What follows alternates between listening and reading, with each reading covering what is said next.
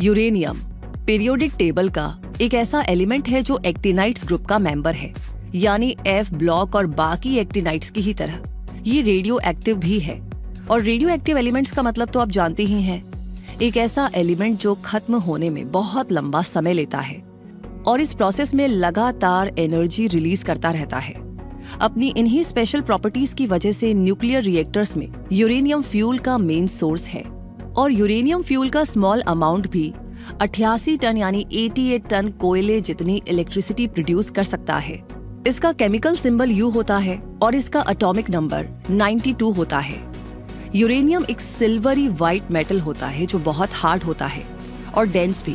Pure uranium को naked eyes से देखा जा सकता है और ये चमकदार होता है, लेकिन इसका सीधा कांटेक्ट हेल्थ के लिए हार्मफुल हो सकता है, इसलिए इसे सेफ्टी मेजर्स का यूज करते हुए ही हैंडल किया जाता है। ये मेटल इलेक्ट्रिसिटी और हीट की पुअर कंडक्टर होती है, लेकिन इसकी डेंसिटी लीड जैसे हैवी मेटल से काफी ज्यादा होती है। लीड जो आयरन, कॉपर और एल्यूमिनियम जैसे मेटल से काफी डेंस है और जिसकी डेंसिटी लगभग 11.34 ग्राम्स पर क्यूबिक सेंटीमीटर है, उससे भी ज्यादा डेंसिटी है यूरेनियम की जो है लगभग 19.1 ग्राम्स पर क्यूबिक सेंटीमीटर। यूरेनियम के बारे में भले ही हमें ये लगता हो कि ये एक रेयर एलिमेंट है, लेकिन असल में ये अर्थ के क्रस्ट में पाए जाने वाले मोस्ट कॉमन एलिमेंट्स में से एक है, जो गोल्ड और सिल्वर मेटल के कंपैरिजन में 500 गुना ज्यादा कॉमन है और इसका छोटा अमाउंट हर जगह मौजूद है, रॉक में, सॉइल में, वाटर में और हमारी बॉडीज में भी। ओशन में इसकी ज्यादा मात्रा पाई जाती है जो लगभग 4 बिलियन टन तक होती है। वर्ल्ड के largest uranium deposits Australia, Canada, Russia, niger, south Africa, Namibia, Brazil, Kazakhstan और मंगोलिया में लोकेटेड है। इस मेटल का एटॉमिक वेट लगभग 238 होता है, जो इसे नेचुरली मिलने वाले सबसे हैवी एलिमेंट्स में से एक बनाता है। ईयर 1789 में जर्मन केमिस्ट मार्टिन क्लाप्रोथ ने यूरेनियम को डिस्कवर किया और उसे यूरेनस प्लैनेट के नाम पर यूरेनियम नाम दिया। कई सालों तक यूरेनियम सिरेमिक ग्लेज को रंगने और फोटोग्राफी में कलर देने के लिए यूज किया गया। इसकी रेडियो एक्टिव प्रॉपर्टीज की पहचान साल 1896 यानी 1896 में फ्रांसीसी वैज्ञानिक हेनरी बैकरेल ने की और एक एनर्जी सोर्स के रूप में यूरेनियम के पोटेंशियल को 20th सेंचुरी की शुरुआत में रियलाइज किया गया। और आज इस रेडियो एक्टिव एलिमेंट का यूज इलेक्ट्रिसिटी जनरेट करके कमर्शियल न्यूक्लियर रिएक्टर्स को चलाने में किया जा रहा है। अर्थ क्रस्ट में यूरेनियम एक मिनरल की तरह मौजूद रहता है, जो कि दूसरे एलिमेंट्स के साथ जुड़ा रहता है। माइनिंग के जरिए इसे अपने अयस्क से अलग किया जाता है। यूरेनियम का एक्सट्रैक्शन एक कॉम्प्लेक्स प्रोसेस है, जिसमें इसके अयस्क को geological surveys, radiometric surveys and drilling जैसी टेक्निक्स के जरिए डिटेक्ट किया जाता है और फिर उसे निकालकर क्रश किया जाता है। केमिकल सॉल्यूशन, प्यूरिफिकेशन जैसे प्रोसेस से गुजरते हुए यूरेनियम बनता है, जो कि न्यूक्लियर फ्यूल की तरह इस्तेमाल किया जाता है। यूरेनियम के कई एलोट्रॉप्स और आइसोटॉप्स होते हैं। एलोट्रॉप्स यानी अपरूप सेम एलिमेंट की डिफरेंट स्ट्रक्चरल फॉर्म्स होती हैं और यूरेनियम 3 डिफरेंट एलोट्रॉपिक फॉर्म्स में पाया जाता है, अल्फा, बीटा और गामा फेज। इनमें से अल्फा फेज रूम टेम्परेचर पर मोस्ट स्टेबल फॉर्म होती है, जबकि gamma phase highest temperature phase होती है। बात की जाए आइसोटॉप्स की, तो आइसोटॉप्स यानी समस्थानिक एक ही एलिमेंट के ऐसे एटम्स होते हैं जिनमें प्रोटॉन की संख्या समान होती है और न्यूट्रॉन की संख्या अलग अलग होती है। अब यूं तो यूरेनियम के कई आइसोटॉप्स होते हैं, लेकिन 3 आइसोटॉप्स मोस्ट कॉमन होते हैं और नेचुरली मिलते हैं, जो हैं यूरेनियम 234, यूरेनियम 235 और यूरेनियम 238। इनमें से यूरेनियम 238 मोस्ट कॉमन आइसोटोप है। नेचुरल यूरेनियम में लगभग 99.3% हिस्सा यूरेनियम 238 का ही होता है।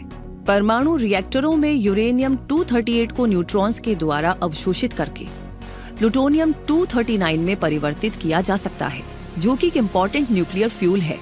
नेचुरल यूरेनियम में यूरेनियम 234 की मात्रा बहुत कम होती है और इसका यूज जियोलॉजिकल डेटिंग टेक्निक्स में होता है और यूरेनियम 235 मेनली न्यूक्लियर रिएक्टर्स में फ्यूल के रूप में इस्तेमाल होता है।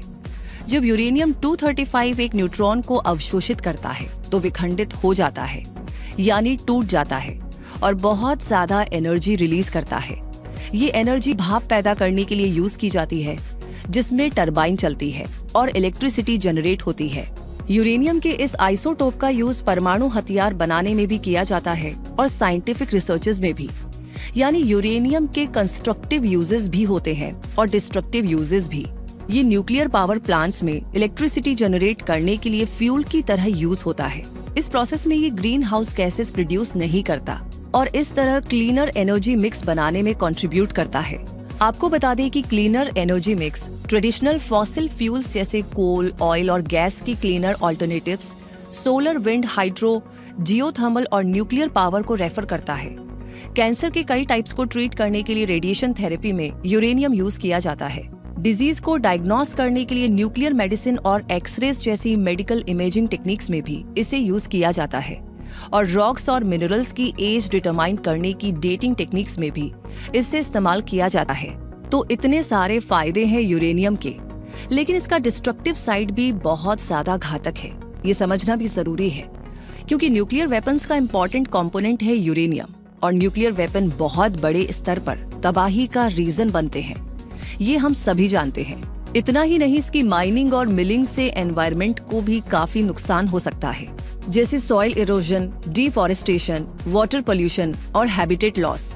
ये यूरेनियम फूड, वाटर और स्किन कांटेक्ट के जरिए ह्यूमन बॉडी में भी एंटर हो सकता है, जिससे कैंसर, किडनी डिजीज और इम्यून सिस्टम से जुड़े इश्यूज हो सकते हैं। इतना ही नहीं, इससे निकला रेडियो एक्टिव वेस्ट अगर केयरफुल मैनेज और डिस्पोज ना किया जाए या फिर न्यूक्लियर रिएक्टर्स में एक्सीडेंट की वजह से ये लीक हो जाए, तो एनवायरनमेंट, इकोसिस्टम और ह्यूमन लाइफ सबको बहुत ज्यादा नुकसान पहुंचा सकता है। और फिर इसकी हाफ लाइफ भी तो काफी लंबी होती है। हाफ लाइफ यानी अर्धवायु वो टाइम है जिसमें किसी रेडियो एक्टिव पदार्थ की मात्रा आधी रह जाती है। एग्जाम्पल के लिए यूरेनियम 238 की हाफ लाइफ लगभग 4.47 अरब साल है। तो इसका मतलब ये है कि अगर आज हमारे पास 1 किलोग्राम यूरेनियम 238 है, तो 4.47 अरब साल बाद हमारे पास केवल 500 ग्राम यूरेनियम 238 बचेगा। इसके हाफ डीके में इतने अरबों सालों का समय लग जाएगा। इसी तरह यूरेनियम 234 की हाफ लाइफ लगभग 2,45,500 साल होती है और यूरेनियम 235 की हाफ लाइफ लगभग 703.8 मिलियन साल होती है। तो इतनी लंबी हाफ लाइफ वाला ये मेटल न्यूक्लियर पावर में जब यूज होता है तो न्यूक्लियर वेस्ट प्रोड्यूस करता है, जो कि हजारों लाखों सालों तक रेडियो एक्टिव बना रहता है। इसलिए उसका सेफ डिस्पोजल जरूरी हो जाता है। इसी तरह इस खतरनाक मेटल को हैंडल करने के लिए भी शील्डेड कंटेनर्स यूज किए जाते हैं ताकि ह्यूमन कांटेक्ट को मिनिमाइज किया जा सके। और इसलिए हैंडलिंग के दौरान वर्कर्स को रेडिएशन सूट्स, रेस्पिरेटर्स, ग्लव्स और सेफ्टी ग्लासेस का यूज करना होता है। रेडियो एक्टिव वेस्ट के डिस्पोजल के लिए भी कई मेथड्स यूज किए जाते हैं, जैसे डीप जियोलॉजिकल रिपोजिटरी, जिसमें इस वेस्ट को गहरी खदानों में या जियोलॉजिकल लेयर्स में दबा दिया जाता है। इसी तरह विट्रिफिकेशन मेथड में इस वेस्ट को कांच में बदल दिया जाता है ताकि वो ज्यादा स्टेबल और सिक्योर बना रहे। सीमेंटेशन में रेडियो एक्टिव वेस्ट को सीमेंट में मिलाकर सॉलिड बना दिया जाता है। और कुछ वेस्ट तो ऐसे होते हैं जिन्हें तब तक स्टोर करके रखा जाता है जब तक उनकी रेडियो एक्टिविटी कम ना हो जाए।